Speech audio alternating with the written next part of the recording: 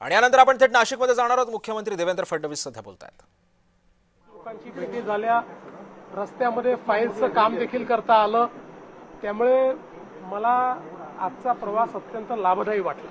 तुम्ही अनेकदा आव्हान करतायत, मात्र स्वतः देखील त्याचं अनुकरण करतायत। काय वाटतं तुम्हाला सगळ्यांना? असं आहे की जेवढं अनुकरण करता येईल तेवढं प्रत्येकाने केलं पाहिजे।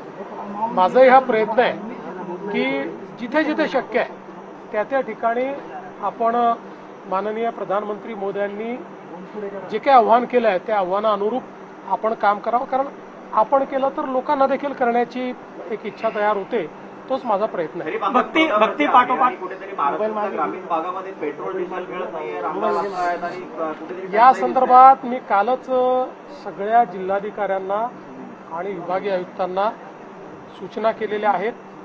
त्या त्या ठिकाणी शेतकऱ्यांना जो काही डिझेल लागेल ते उपलब्ध करून द्या, पण शेतकऱ्यांच्या नावाखाली जर कोणी साठेबाजी करत असेल तर त्याच्यावरही लक्ष ठेवा, कारण काही भागांमध्ये अचानक 20 ते 30% डिझेलचं मागणी, पेट्रोलची मागणी वाढल्याचं दिसतंय।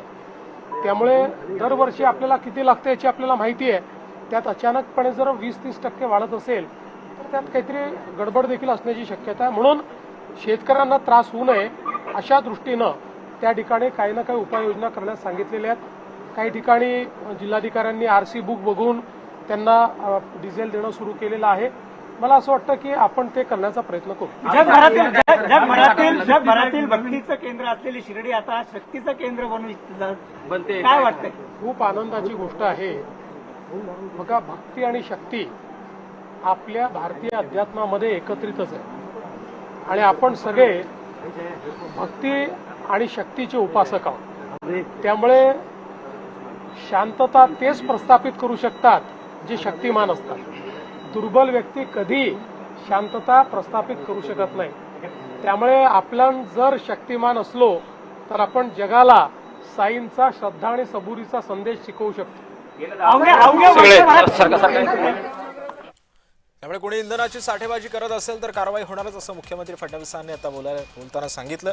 आज ते शिर्डी दौऱ्यावरती आहेत। शिर्डी दौऱ्यावरती जात असताना सुद्धा त्यांनी CSMT ते शिर्डीपर्यंत वंदे भारतनं प्रवास केला।